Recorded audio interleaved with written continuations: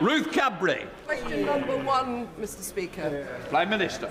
Mr. Speaker, can I begin by saying I hope all colleagues had a happy Christmas. It probably feels quite a long time ago now, but not for reform, of course, because today is the day that they celebrate Christmas in Russia. Mr. Speaker, on Monday I visited Reading, where I met with people who will benefit from the first freeze in rail fares for 30 years.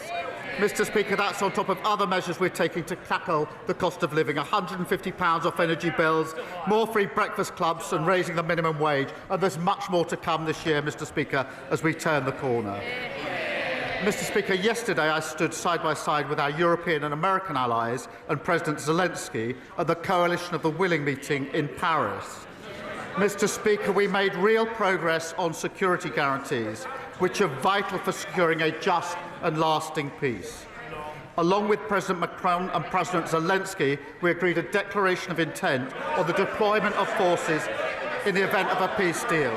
Mr. Speaker, we will set out the details in a statement at the earliest opportunity. I will keep the House updated as the situation develops, and were troops to be deployed under the declaration signed, I would put that matter to the House for a vote. Mr. Speaker, this morning I had meetings with ministerial colleagues and others. In addition to my duties in the House, I had further such meetings later today.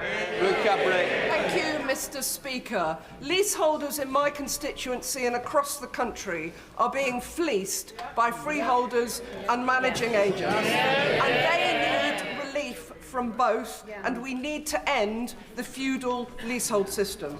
So, could the Prime Minister confirm when the leasehold and common hold reform bill will be coming to Parliament? I thank her for raising this important issue. We are taking serious action to deliver homes the country needs and provide homeowners with greater rights, powers and protections. We will publish the draft bill as soon as possible, and I'll update the House. More protections, of course, are already coming this year because we passed the Renters' Rights Bill, stronger protection for 9 million renters, abolishing no-fault evictions. That's the change we're delivering. And who voted against it?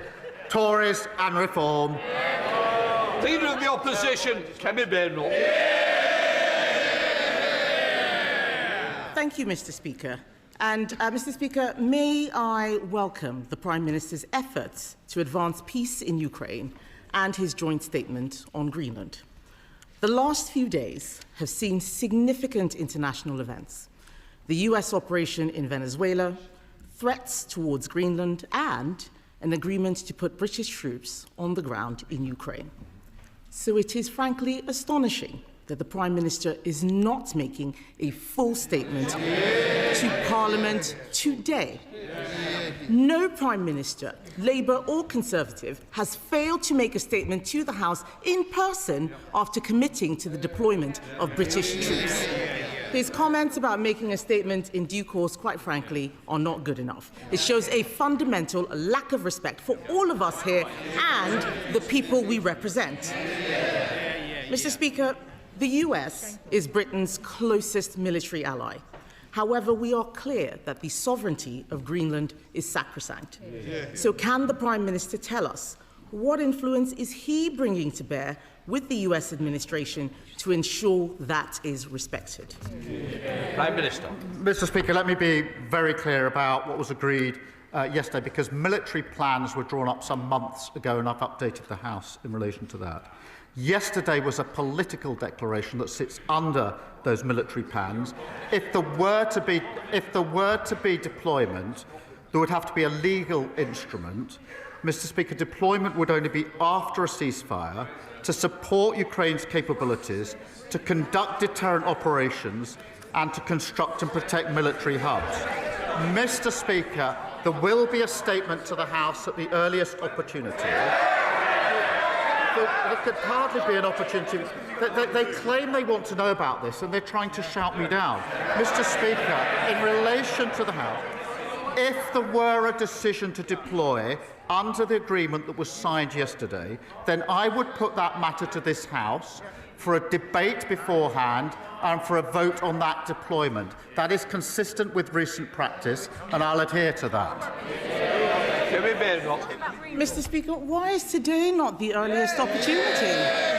The truth is, the Prime Minister does not want everybody in this House to be able to ask him questions. So he leaves it just to Prime Minister's questions half an hour. On Monday, at least his Foreign Secretary stood up for 2 hours and 15 minutes. You know, it was a non-event, but at least she did that. He is scared of us being able to ask him questions. Yes. 6 questions. Yes, he's here. Please. I've also requested that we do need an early statement. This House should always be informed first. So I don't like the chantering. Let the questions continue. Well, one of them asked, but he is here. He's got no choice but to be here for Prime Minister's questions. That's why he's here. If he could skip this, we know he would do. But back to the matter at hand, Mr. Speaker. We all agree, all of us here agree, I think most of us here agree, that NATO is the bedrock of our security. The future of Greenland is of fundamental importance to the future of the alliance. And I am sure that the Prime Minister agrees that it is essential for NATO leaders, including and especially the US, to meet. Will the Prime Minister call for an urgent meeting of NATO leaders? Prime Minister. Mr. Speaker, she says she wants to hear about Ukraine. She's got 6 questions. She's not even asking a second question about what we did yesterday. She's got the opportunity. Mr. Speaker, in relation... Sorry, can I help the Prime Minister? You don't need to worry about the responsibility of the questions of the opposition. That's the urgent. Mr. Speaker, NATO is the single most important and effective military alliance the world has ever seen. In the 18 months we've been in power, I've done everything within my ability to strengthen NATO. We had one of the strongest NATO meetings last year, the summit, where we had more members of NATO and more unity. When I arrived back to the House to make a statement, which of course she asked for, her position was I shouldn't have missed PMQs, I should have empty-chaired the NATO summit. That's how serious she is about NATO, Mr. Speaker. Kemi. You didn't answer the question, Mr. Speaker. I asked him if he would call for an urgent meeting of NATO leaders. We can all see that the situation is moving rapidly. I also note that he has still not had a call with President Trump. That is concerning 4 days after the events in Venezuela. But yesterday, he announced that Britain and France had signed, he says, a political agreement to put troops on the ground in the event of a peace deal in Ukraine. So given the Prime Minister is not making a statement about that deployment of British troops abroad, one of the most serious decisions a government and a parliament can take, irrespective of what he says, can he at least confirm how many troops would be sent to Ukraine and whether they would be in a combat role? Prime Minister. Mr. Speaker, I was with NATO allies yesterday, all day, in which we were discussing security in Europe, in particular security guarantees for Ukraine, and we made significant progress. And I'm glad that she has welcomed that. Of course, I will speak to President Trump. I spoke to his senior advisers yesterday. We were with them all day. But Mr. Speaker, she asked me about the deployment. We released the statement yesterday. It's clear from that, but I will be clear with the House that there would only be deployment after a ceasefire. It would be to support Ukraine's capabilities. It would be to conduct deterrence operations and to construct and protect military hubs. The number will be determined in accordance with our military plans, which we are drawing up and looking to other members to support. So the number I will put before the House before we were to deploy. But I'll do more than that. If we went as far as a legal instrument to deploy, which would be necessary, I would then have a debate in this House so all members could know exactly what we're doing, make their points of view, and then we would have a vote in this House on the issue, which, to my mind, is the proper procedure in a situation such as this. Mr. Speaker, it is clear that the Prime Minister either does not have the detail or does not want to give us the detail. Yes. But this is important. He should be calling an urgent meeting of NATO leaders. He should have spoken to President Trump by now. This is important because if any such peace deal is breached, we would be in direct conflict with Russia. If the Prime Minister is committing troops, he must give more detail on how he intends to ensure our armed forces are fully resourced. Before the budget, the Prime Minister said it was his ambition to spend 3% on defence in the next Parliament. That could be as late as 2034. It is time to move from ambition to commitment. We have now had the budget. So can the Prime Minister now tell us in what year will the UK spend 3% of GDP on defence? Prime Minister. Mr. Speaker, just on this serious issue she puts to me in relation to security guarantees and the American role and our dialogue with the Americans, I can assure the House I spoke to President Trump twice over the Christmas period in relation to this specific issue, along with members of the E3, along with European allies. That has been a constant course of our discussion. There's no question of acting on this without full discussion with the Americans, and their senior negotiators were there at President Trump's request yesterday and on his instructions, and they were talking to him during the course of yesterday as we negotiated. So to assure the House, because it is a serious position she's putting to me, on the question of security guarantees, there is nothing between the UK and the US, and we've been constantly discussing this over many, many weeks and months. We've made huge progress. I have personally spoken to President Trump about it on 2 occasions since we were last in this House. I do want to reassure her and the House in relation to that really important issue. In relation to defence spend, I'm proud that we're investing to keep our country safe, that we have increased the defence spend. That's provided for in the budget. It's the biggest sustained increase in defence spending since the Cold War, and that means, Mr. Speaker, better kit, better housing for our forces and better defence as an engine for growth. Mr. Speaker, that does compare to their record. Ben Wallace, who was on the radio this morning, the longest-serving Conservative Defence Secretary, admitted that on their watch the armed services had been, in his words, hollowed out. And our defence...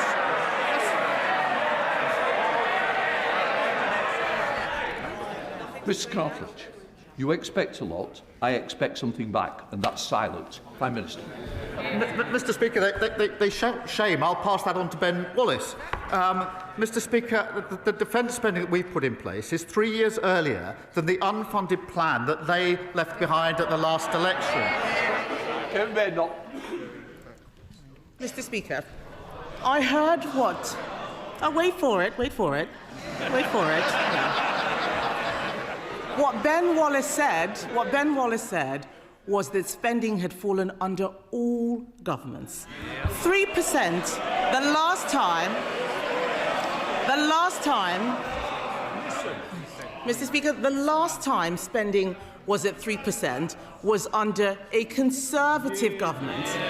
And yes, while we welcome the increase, something that we supported, can I remind the House that this is a man who sat in the shadow cabinet and tried to make Prime Minister a man who said we shouldn't even be in NATO at all. So I don't need to take any lectures from him. The world is changing. We need to spend more on defence. He did not answer the question about when we would get to 3%, yet he knows up until 2031 how much he's going to be spending on welfare. He doesn't know. That's in the Red Book. The Red Book has no money allocated for defence. We need to move from ambition to commitment. And Mr. Speaker, this is important because this isn't just about money. If the Prime Minister is deploying troops to Ukraine, those troops need to know that we have their backs. Last week, 7 former SAS commanders, 7 former SAS commanders warned that Labour's Northern Ireland Troubles Bill will wreck our special forces. Not me, that's the SAS. In November, 9 retired 4-star generals warned that his bill was a direct threat to national security. And even his own Northern Ireland Veterans Commissioner has said our veterans are being treated worse than terrorists. So, Mr. Speaker, is it not madness to be putting veterans in the dock for serving their country at the same time he is deploying today's soldiers into Ukraine? Mr. Speaker, that was embarrassing. She said that Ben Wallace was talking about all government. They were in power for 14 years and they hollowed out our armed forces. Copyright Ben Wallace. Secondly, she talks about the shadow cabinet. She has in her shadow cabinet a shadow attorney general who is advising Abramovich at the same time as we are imposing sanctions on Russia and trying to use that money to support Ukraine. How can someone sit in her shadow cabinet advising someone trying to escape sanctions and pretend that their policy is to support us on sanctions? And Mr. Speaker, when it comes to Northern Ireland, they are the party that gave immunity to IRA terrorists, terrorists who killed British soldiers. Their flawed act was struck down by the courts, which left our veterans with no legal protection whatsoever. We're introducing a fair and transparent process with a package of rights and protections for our veterans. And, Mr. Speaker, there is no equivalence between our armed forces who fought bravely in Northern Ireland and terrorist groups. And if the Leader of the Opposition wants to go back, if her position is, to their old flawed legislation and give immunity to the IRA, she should stand up now and say so. Mr. Speaker, let me start by talking about the Shadow Attorney General. Yes. Yeah. Do they know what the Shadow Attorney General is doing? He is defending veterans pro bono against the actions of this government. On this side of the House, Mr. Speaker, we will defend those who defended us. But why don't we talk about the actual Attorney General who is sitting in Cabinet, the man who defended Jerry Adams, the man who's trying to bring Shamima Begum back into the country, the man who is helping to surrender the Chagos Islands. I will take our Shadow Attorney General every day of the week against his Attorney General. Mr. Speaker, we protect our veterans. I want the Prime Minister to know we protect our veterans. What he is doing to veterans is disgraceful. But this is serious, Mr. Speaker. I don't want the House to be under any illusions. I do not want the House to be under any illusions. The Prime Minister should know that we will absolutely support any efforts to help bring peace to Ukraine.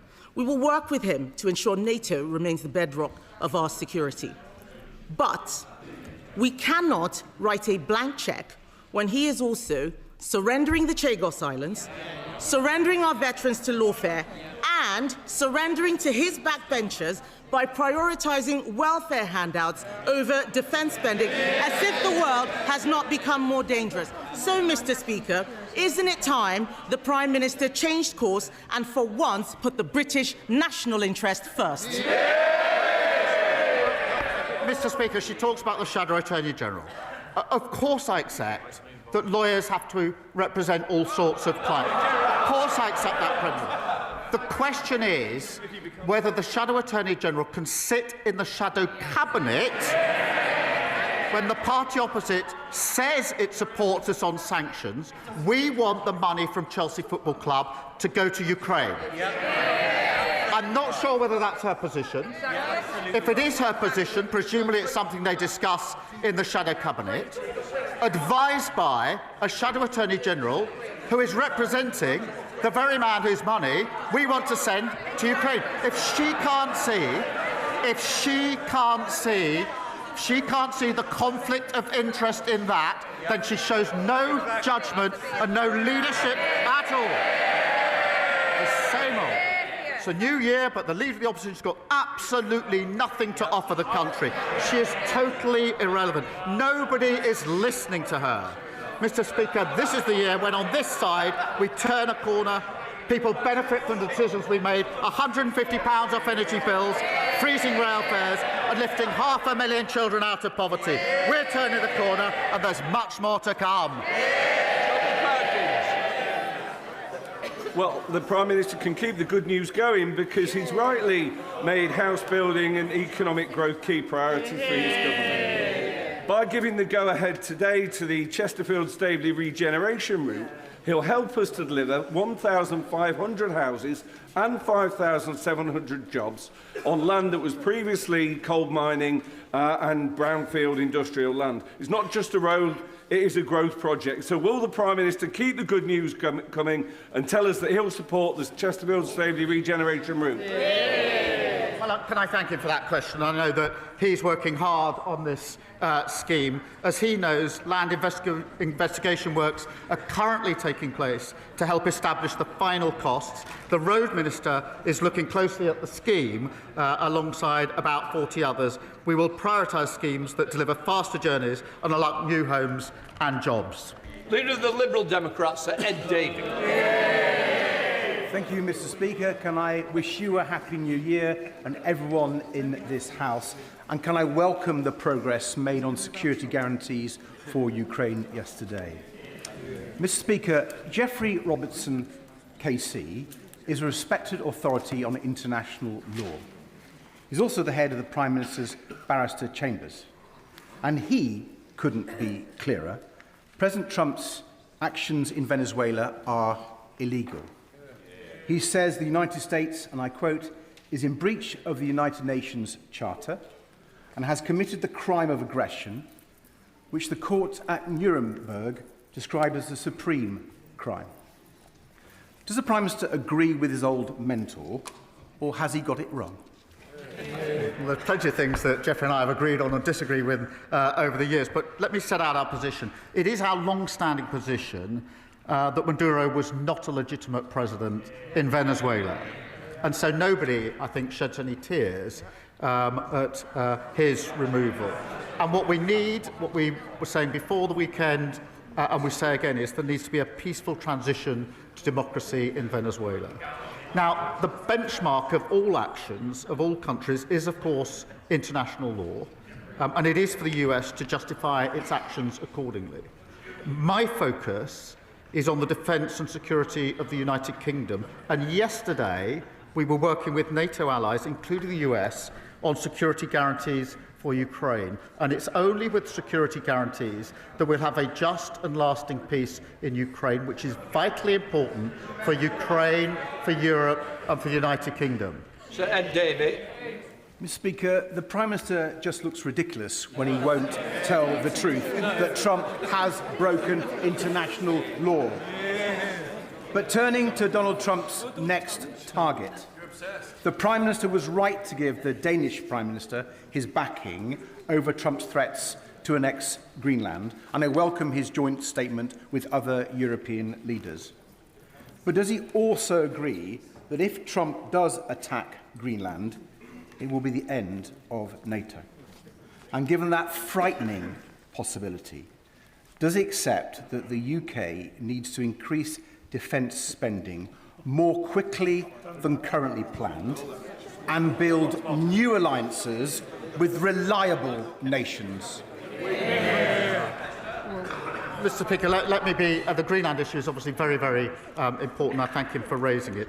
The future of Greenland is for Greenland and the Kingdom of Denmark, and for Greenland and the Kingdom of Denmark alone. And yesterday, he will have seen that I put out a statement to that effect, along with fellow allies in Europe. And of course, NATO is hugely important, the single most effective and important military alliance the world has ever known. He keeps encouraging me to sort of tug away at parts of NATO and to choose between Europe and the US. That would be a strategic mistake for our country.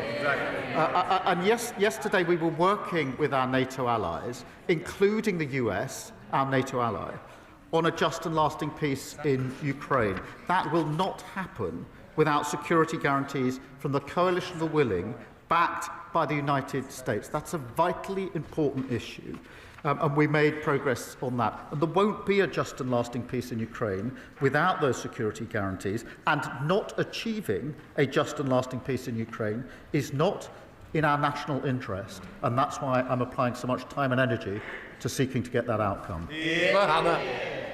Prime Minister, even its strongest advocates acknowledge that Northern Ireland is trapped in dysfunction, and not because reform is impossible, but because the DUP and Sinn Féin haven't allowed it.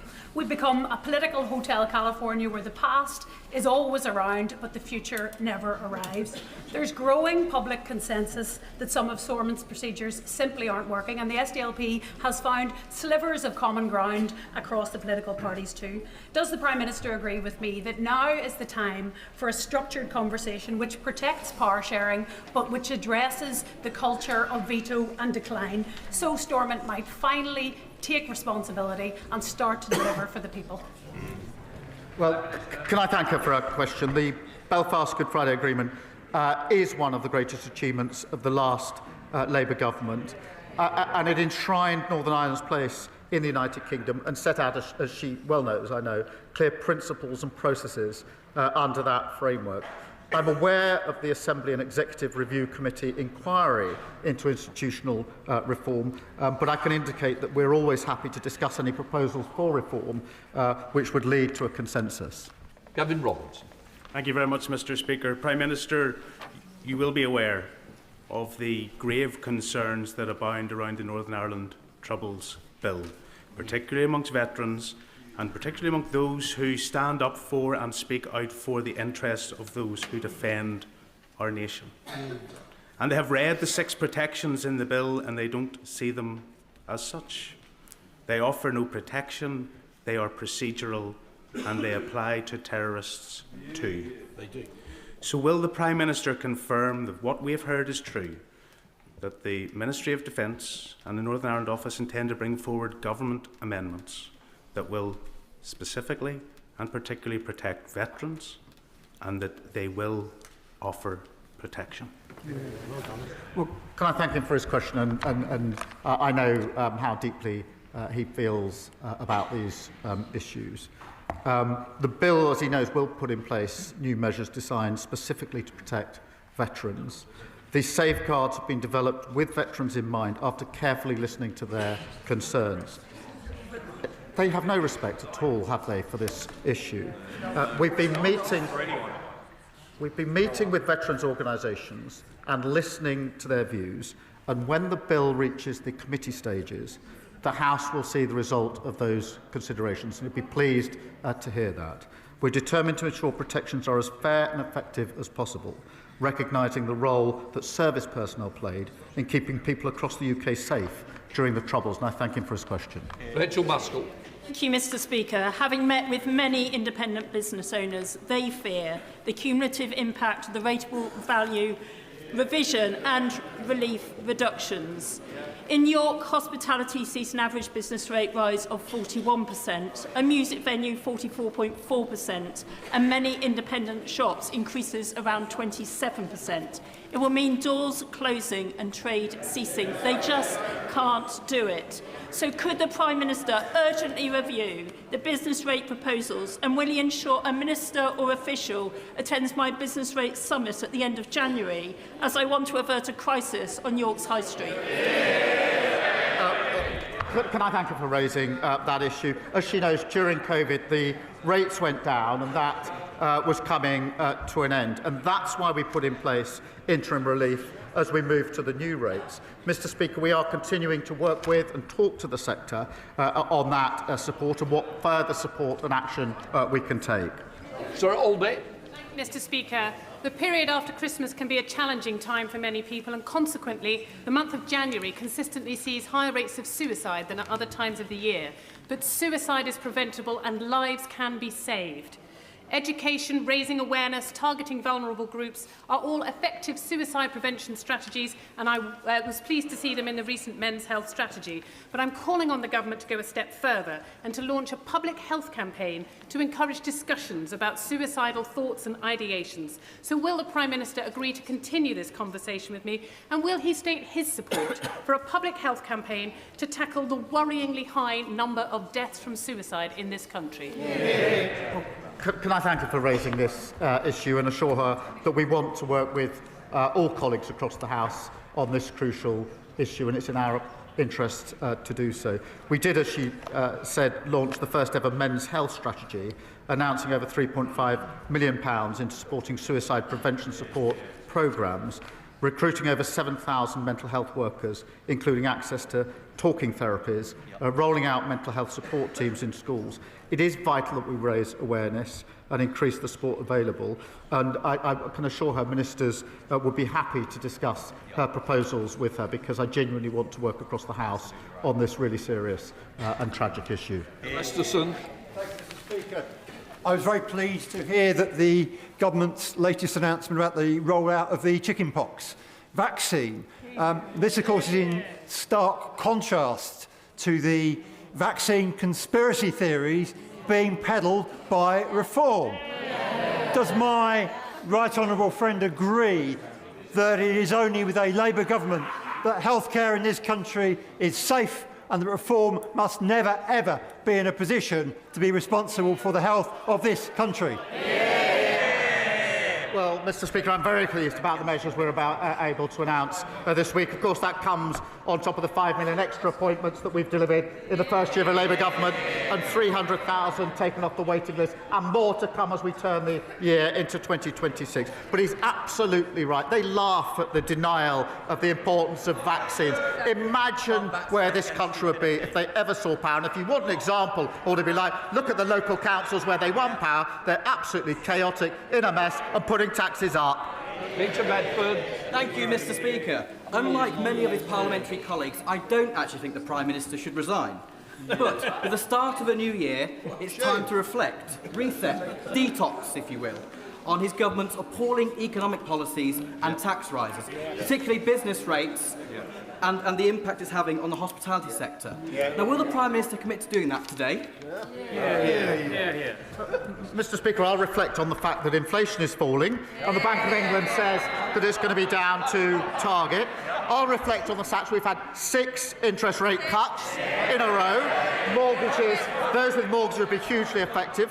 I'll reflect on the fact the IMF say we're going to have the second highest growth in 2025, defying the forecast. And I'd remind them that under them we had inflation at 11%, the worst Parliament on living standards on record, and the Leader of the Opposition thinks that Liz Truss was 100% right to crash the economy.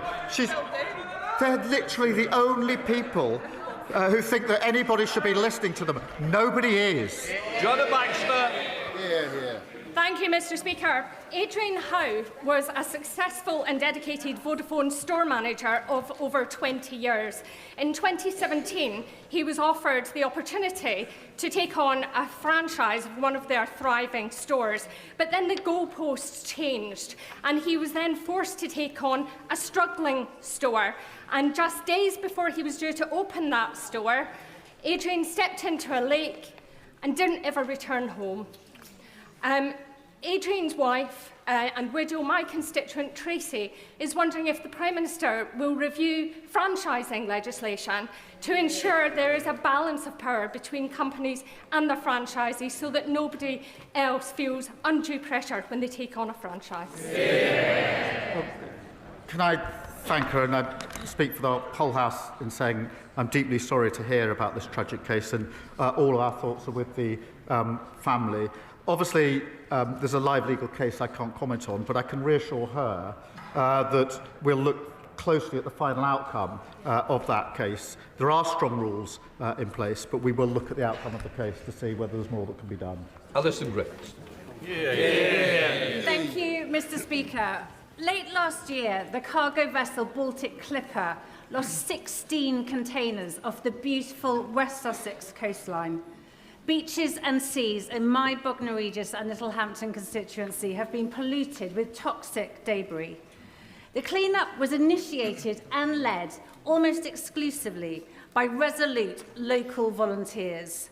So will the Prime Minister join me in paying tribute to all those involved for their extraordinary efforts? And will he, or the relevant minister, meet with me to ensure that the coastline is restored and that local taxpayers will not pick up any costs? Well, let me join her in paying tribute to the agencies and the local volunteers who supported the clean-up efforts. They're the very best, and I do pay tribute to them and join her in doing that. Liability sits with the polluter, and agencies and her local authority should work with the responsible party to recover the costs. I will make sure that she gets the meeting that she has asked it for with the appropriate minister. Ian Hamilton. Mr. Speaker, I recently met with bereaved constituents who lost their babies at Leeds Teaching Hospital's NHS Trust. Now, understandably, their confidence in the system is at an all-time low, and they want answers about the circumstances in which at least 56 babies and 2 mothers have died in recent years. So will the Prime Minister update the House on what steps he is taking to ensure that an inquiry uncovers the factors which led to these deaths, to confirm Donna Ockenden as chair of that inquiry, and to join me in paying tribute to the courageous families campaigning to ensure that nobody has to suffer the same tragedy again? Well, can I start by saying every mother and baby deserves safe, high-quality, compassionate care. And I want to see the inquiry at Leeds start as soon as possible. We're working with bereaved families to shape our approach and to appoint a chair who they can trust, as he knows. I have a huge amount of respect for Donna Ockenden. She's an outstanding advocate for families. We'll make sure that we select a chair of the highest standard who has the independence and expertise needed to deliver the real change that is needed. Angus MacDonald. Thank you. Mr. Speaker, according to the Office for National Statistics, 174,000 people under the age of 35 moved abroad in the year ending June 2025. In the Highlands, this problem is especially acute. Demographic statistics show that young people are not staying in the rural communities. Pupil numbers are down by 40 to 50% in the schools over the last 20 years. Rural depopulation and youth emigration are two sides of the same story: lack of opportunity. We have a demographic crisis. What is the Prime Minister doing to ensure the UK offers strong apprenticeship and skills pathways for young people? And does he agree that the SNP's failure in Scotland, diverting away 170 million intended for apprenticeships and skills development, shows exactly what happens when opportunity is not delivered? Well, can I thank him and tell him, alongside the record settlement that we put in place for the Scottish Government, we're delivering huge investment in apprenticeships and offer a paid placement for every young person, which is vitally important. The SNP, on the other hand, blocked a welding facility in the Clyde because apparently it was related to defence. They don't back Scottish industry, young people or national security. We do. Pam Cox. Thank you, Mr. Speaker. This government is tackling patient waiting lists through NHS modernisation and reform. Does the Prime Minister agree with me that we need to tackle victim waiting lists by reforming our courts and criminal justice system? Prime Minister. Yes, I do, Mr. Speaker, and I've been working with victims of violence against women and girls for the best part of 20 years, and I've assured them time and again that if we get the opportunity, we would make the system work better for them. They have to wait far too long for justice, and in many cases they don't see justice at all. I'm absolutely determined that we're going to turn that around. Final question, Winnie Morton. Mr. Speaker, the Prime Minister promised not to bulldoze the countryside, but under Labour, green fields in Aldridge Brownhills, Donald Road, Birch Lane and Bosty Lane are now under threat. Will he accept that his housing target can be met without destroying our farmland and our countryside, but by reusing empty homes and brownfield land, or was this just yet another promise he never meant to keep? We're not going to plough through farmland. We're going to make sensible proposals to build houses, something they failed to do in 14 long years. So young people now have not got the dream of home ownership because of the inheritance we got from them. We're going to turn that around. Right, that completes Prime Minister's questions. Let the front bench change over.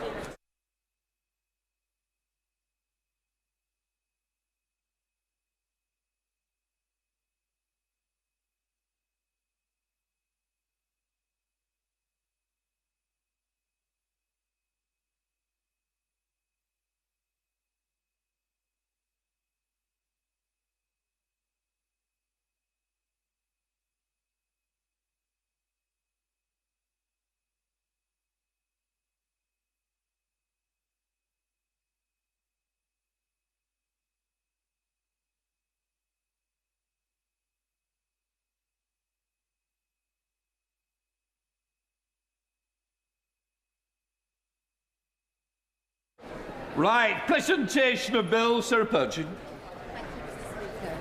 Deprivation of citizenship, promotion of terrorism or violence bill. Second reading what day? Friday the 16th of January, please, Mr Speaker. Friday the 16th of January. Thank you. Well done, sir. Right, we now come to the 10-minute rule motion. Student Finance, Mr Luke Charters.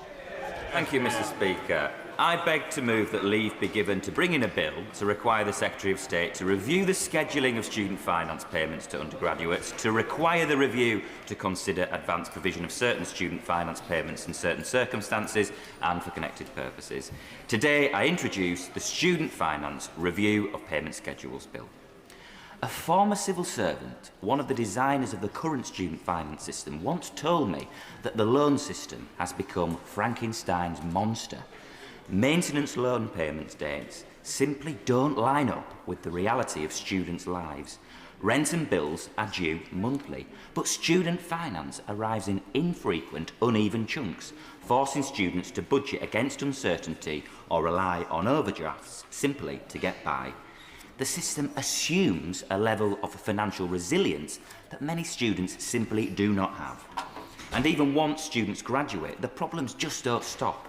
Repayment is needlessly complex and riddled with ludicrous features, like charging higher interest rates to those who go on to earn more. The result is a system that adds stress during study, confusion after graduation, and long-term financial insecurity for an entire generation. And as one of the youngest MPs, still repaying a Plan 2 loan myself, I recognise many of these challenges. So I'm working with the University of York Student Union, sat in the gallery today on cost of living issues like bus fares for students locally. But today's bill seeks to make student finance work better for the over 2 million undergraduate students in this country. It would build on the work of this Labour government to reintroduce targeted maintenance grants for students from the lowest income households. We need to change the way maintenance loans are distributed. Scotland's student finance system administers monthly maintenance payments. And long story short, this is the model that needs to be explored for England and Wales. It comes at no extra cost and it's a no-brainer. Many students face financial strain because maintenance loans are paid termly. For a student receiving the maximum 10.2k outside London, this creates 3 lump sum payments of approximately 3.4k each. Now imagine receiving 4 months of your salary all at once.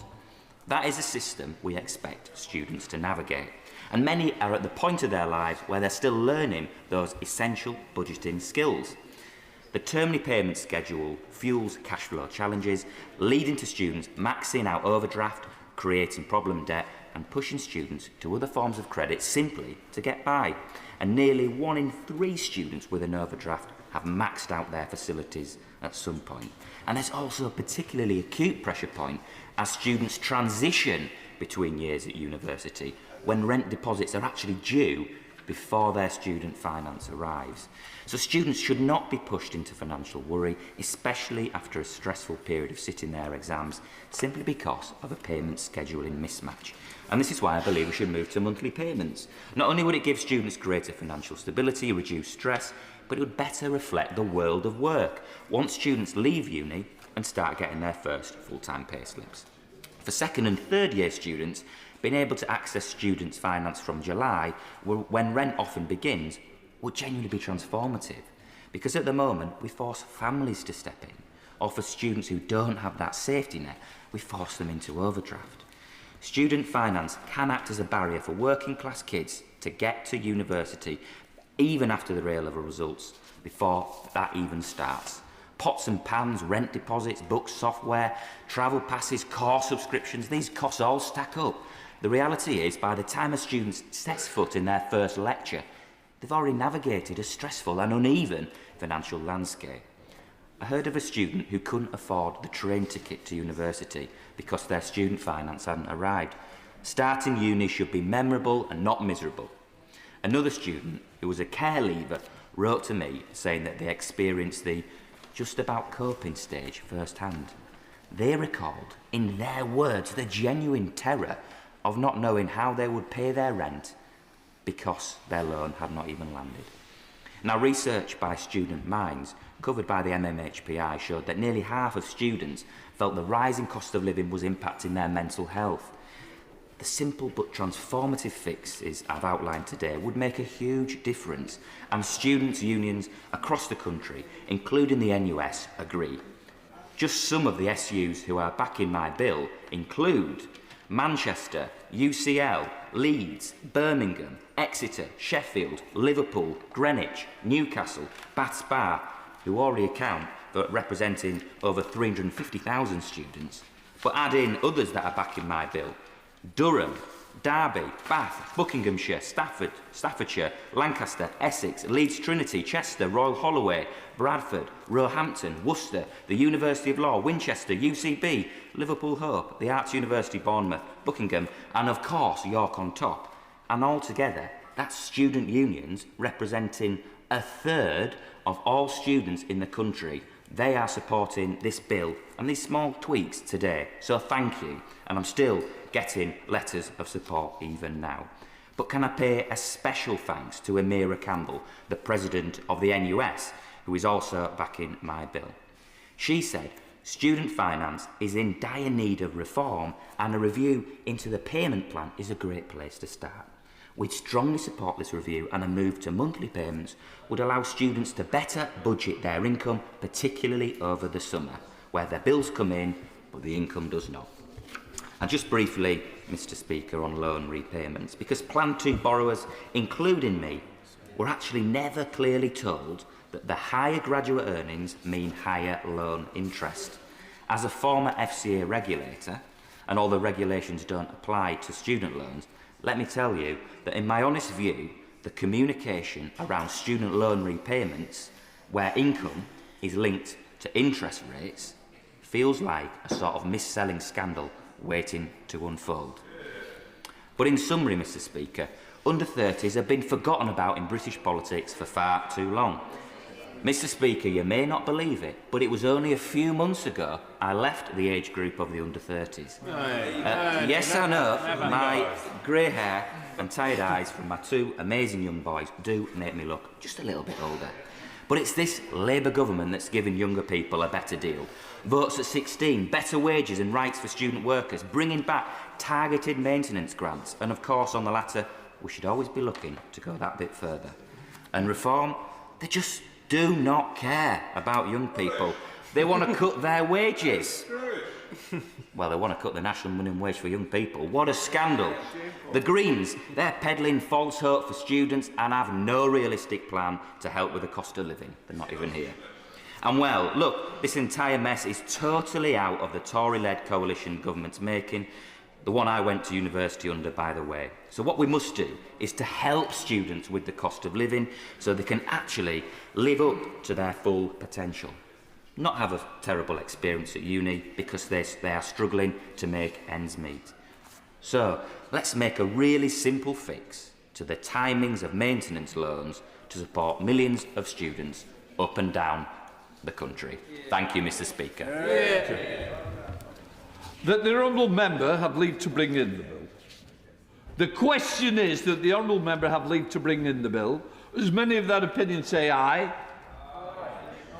Come on, we're a bit better than that. On the contrary, no. I think the ayes have it, the ayes have it. Who will prepare to bring in the bill? Thank you, Mr. Speaker. Adam Jogi, Abtisam Mohammed, Tom Hayes, Pam Cox, Luke Meyer, Mike Reeder, Sarah Russell, Gareth Snell, Afzal Khan, Sam Carling, Dr. Jeevan Sander and myself, Mr. Speaker.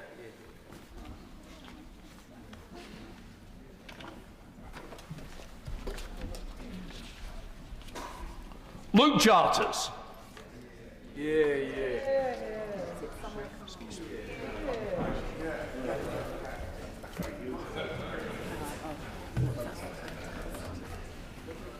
Student Finance Review of Payment Schedules Bill. Second reading what day? Friday, 16th of January, Mr. Speaker. Friday, the 16th of January.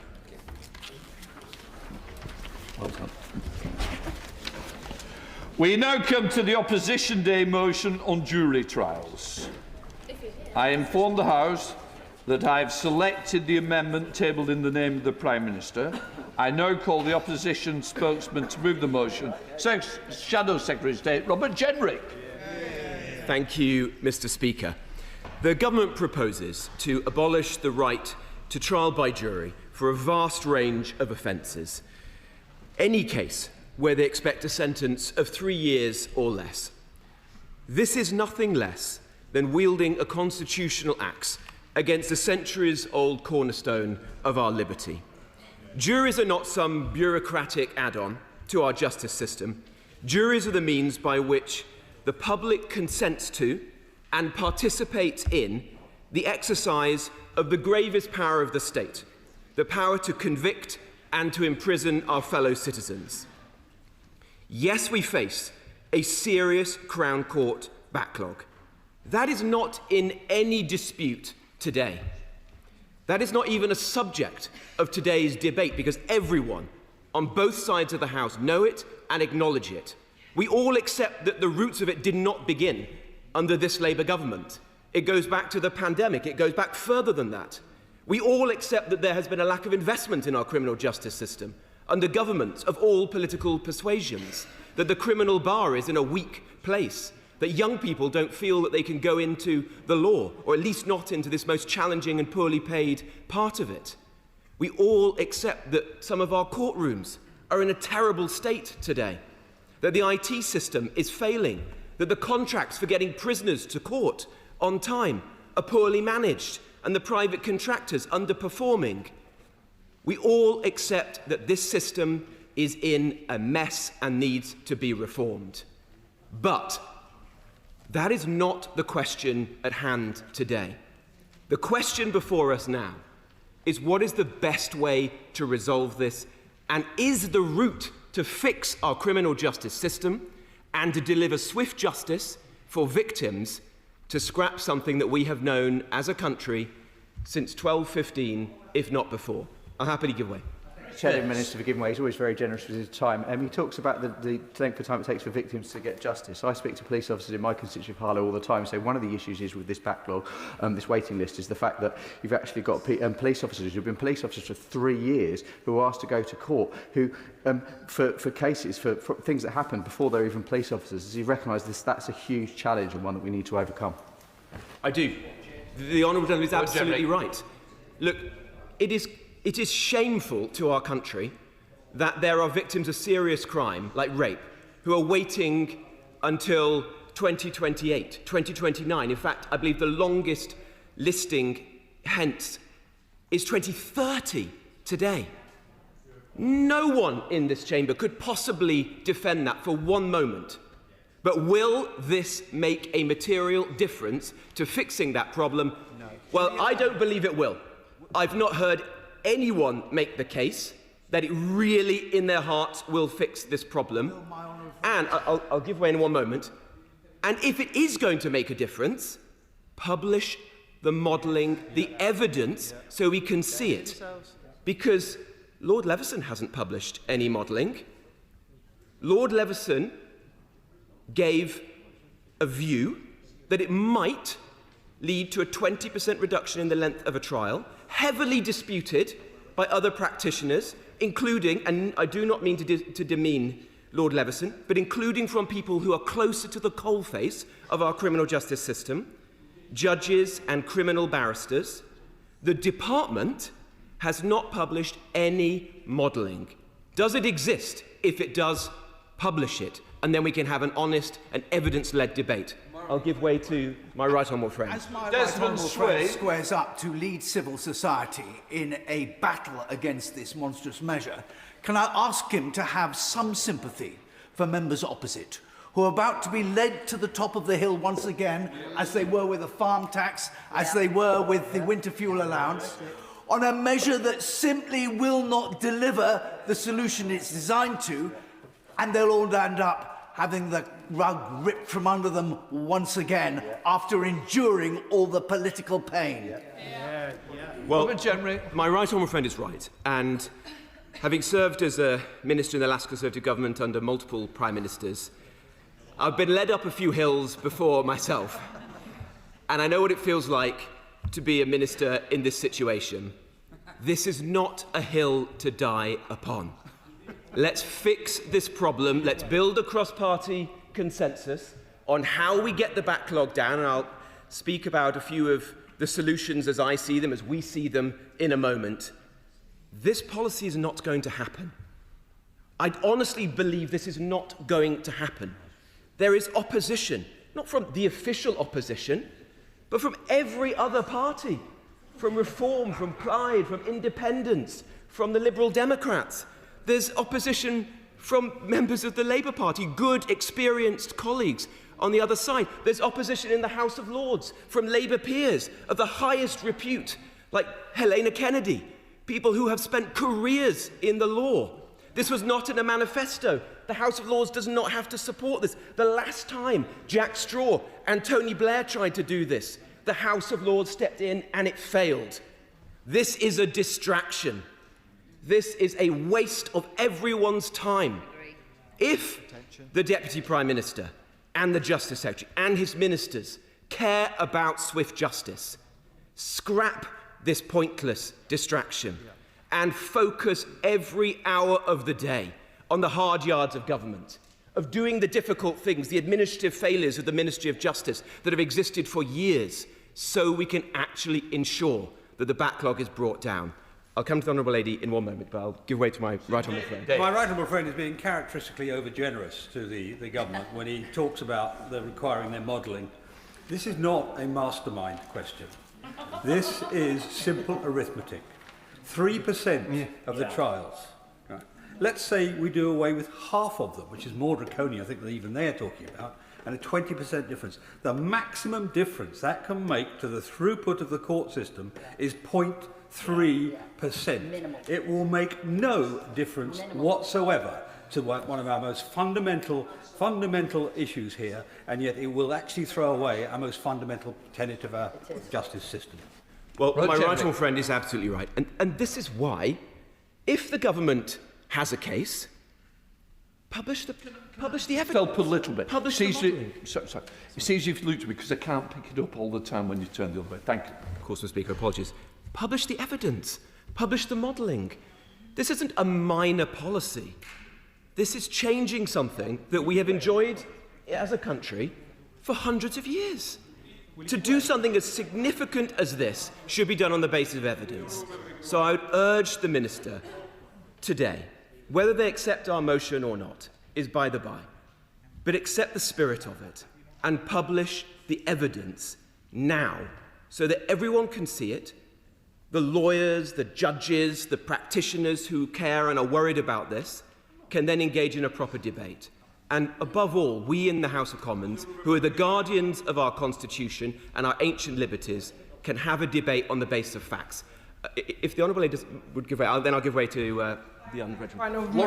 I thank the right honourable member for giving way, and I think he has made some very valid points in terms of the situation we are now faced. The fact that we see over 78,000 cases and caught up in that backlog, many of our constituents waiting for their day for justice. That justice denied, we know many people cannot continue to wait that way. But does he accept that all the issues that he's outlined now is something that there was not enough focus on during the last administration, and they could have done a lot more to resolve this, so we are now not in this difficult situation where we are having to find a way to address this? I think both parties must share in the blame for the present situation. Look, the Permanent Secretary, or the former Permanent Secretary of the Ministry of Justice, came before the Justice Select Committee last year and was asked, broadly speaking, the question that you have just asked me, the Honourable Lady has just asked me. What is the root cause of the current backlog? And she responded that although the poor funding for the system had existed for some time and that had created a number of challenges, the primary cause was the pandemic. That COVID created immense strain on our criminal justice system. And as a result of that, a backlog that had, broadly speaking, been falling in the years prior to it, it had begun to rise slightly in the immediate period before the pandemic, but had, broadly speaking, been falling in the years beforehand, then shot up. Then The Ministry of Justice... I'm not having both sides cross-examining each other. I'm listening to just one person at the moment. I'm just restating, I think fairly, what the Permanent Secretary said. Then, the Ministry of Justice did not do enough to get the backlog under control. There has been a serious failure to fix the productivity problems in our court system, as I think the IFS set out in a report last year, independently. Could the last government have done more? Well, perhaps it could have done. It did try to do things. It increased sitting days. It brought in the special courts so that there could be courts being held like Nightingale courts in parts of the country. And this began to make some difference. But the backlog kept rising nonetheless. The backlog has risen very substantially under this Labour government as well. In fact, to the extent we have accurate figures, it's rising by about 500 cases every month. So the problem has continued to get worse and worse. I don't therefore see today's debate as a partisan debate between the two parties. The key thing here is, how do we solve the problem now? Absolutely. How do we look to the future? Is slashing jury trials the answer? No. Are there better ways to do this? Yes. I'll give way to the honourable gentleman. Grateful to the right honourable gentleman for giving way. It pains me, I have to tell you, Mr Speaker, to say that I agree with the very vast majority of what he's saying from the dispatch box. He referred to Sir Brian Leveson. None of us would suggest that Sir Brian doesn't know what he's doing, of course. He's very eminent. He is very skillful. He's taken a great deal of time to come up with his suggestions. But does the honourable gentleman know of any situation before when the Bar Council, the Criminal Bar Association, circuit leaders and every other stakeholder in the criminal justice system have been at one in opposition to what is an utterly ludicrous, unworkable policy? Well, I rest my case, my lord. I thank the honourable gentleman sincerely for the way he has conducted himself and the campaign that he has and is fighting on this issue, because I know it's not easy to do so, having been someone who has campaigned at times against my own government, voted against the last Conservative government. I credit him for the work that he's doing. But let me answer the honourable gentleman's point, because he is making an important point here. Lawyers rarely agree. In fact, their profession is often to disagree. This has united everyone in opposition. The Law Society, the Bar Council, the Criminal Bar Association, lawyer after lawyer after lawyer have been saying that this policy is wrong, a better way is possible. And this isn't party political. It cuts across all sides. Yeah. You know, there are people who have been vehement critics of myself. You know, I woke up the other day to hear Anna Soubry on the Today programme saying that everything that I was arguing was right. This is not about party politics. This is about getting the right answer for our criminal justice system. I'm very grateful to my right honourable friend. Would you agree that there are alternative models to get to the place that we all want to be at, as to say reducing this awful backlog that is denying justice to people? And will he take particular note, I'm sure he probably has already, of the model introduced by my constituent James Ward OBE in the South West, which had COVID resolution courts that were able to bring through proper case management within the CPS the backlog down from 52% to 2%, which meant saving 10 sitting years as a result of that intervention alone. Robert Jenrick. My honourable friend is absolutely right, and let me come to some of the potential solutions. One of the points that is important to note is that the backlog varies very widely across the country. HMCTS is a poorly managed organisation with limited accountability to ministers and has not been performing its function as well as it should do. There are parts of our country where the backlog is far lower than others. If you go to Liverpool, for example, parts of Lancashire, Mr. Speaker, you will see that despite the closure of your local court, the court backlog is substantially lower. In Wales, the court backlog is substantially lower. So there are significant regional differences as better managers, active judges, good case management of the kind that my honourable friend mentioned has made a significant difference. If I can just advance my case a little bit, then I'll come to my honourable friend.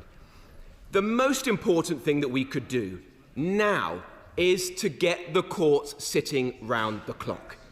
There are sitting days on the table which are not being used.